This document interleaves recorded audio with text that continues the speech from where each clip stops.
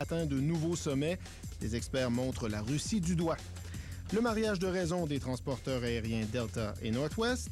En parlant d'aviation, Embraer, le principal concurrent de Bombardier dans le domaine d'aviation, annonce des résultats records. Est-ce que la découverte de gaz naturel au Québec risque de sonner le glas pour le projet de port méthanier Rabaska? Et nos voisins du Sud doivent envoyer leur déclaration d'impôt avant minuit ce soir. La confirmation d'un important gisement de gaz naturel commercialement exploitable au large de Trois-Rivières il y a 2 semaines a relancé le débat sur l'utilité d'un port méthanier au Québec.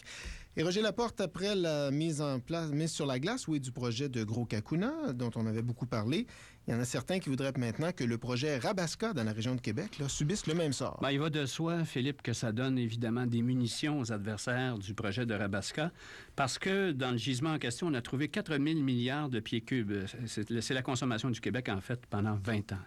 Alors, c'est beaucoup. Si on prend seulement Rabaska, sans parler de la découverte récente, donc dans le Saint-Laurent, la question qui se posait, c'est le Québec a-t-il besoin de plus de gaz? Et si oui, ce gaz sera-t-il destiné à l'exportation? Alors ça, c'était le grand débat. Alors, avec l'importante découverte par Junex, donc au large de Bécancour, les opposants ont donc un autre argument à faire valoir. On écoute Yves Saint-Laurent. Il est porte-parole de Rabat-Joie. Rabat-Joie, c'est l'organisme qui s'oppose au projet de port méthanier Rabaska.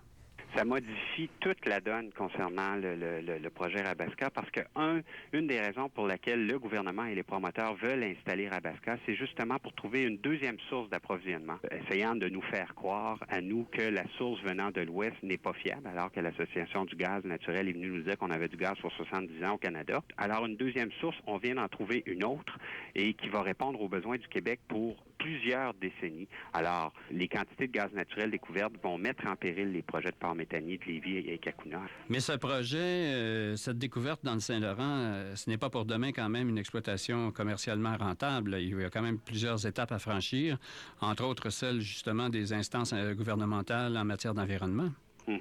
Effectivement, il pourrait commencer les tests dès cet été et que pourrait commencer à extraire en 2009. Alors, vous savez, Rabaska sont encore à essayer de trouver une source d'approvisionnement pour leur terminal méthanier. Alors là, on parle d'une mise en opération autour de 2011-2012. Alors moi, je pense que ça sert à rien. Il faudrait arrêter tout ça tout de suite et puis se concentrer sur ce qu'on a chez nous dans notre cour. On n'a pas besoin d'importer une source d'énergie qu'on a déjà amplement. Yves Saint-Laurent, qui est porte-parole du groupe Rabat-Joie, qui s'oppose au projet Rabaska. Est-ce que les actionnaires de Junex, eux, partagent le même avis, Roger? Bien, c'est clair, ils le disent qu'ils ne seront pas en pleine exploitation avant plusieurs années, mais ce sont des gens de gaz, de pétrole, donc s'il y en a plus, ils sont contents finalement pour le bilan énergétique du Québec. On va écouter André Caillé, l'ancien président d'Hydro-Québec, Gaz métropolitain.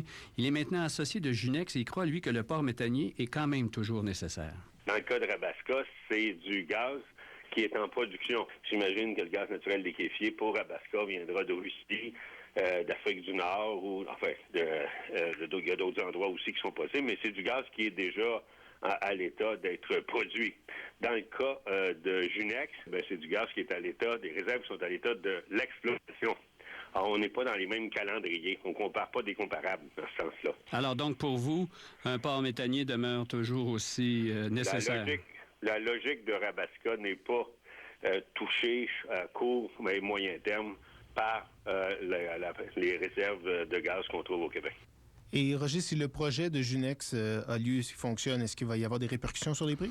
Ça, c'est clair. J'ai posé cette question à Jean-Thomas Bernard. Il est professeur spécialisé en énergie à l'Université Laval. Il a été membre du comité d'études sur Gros-Cacuna.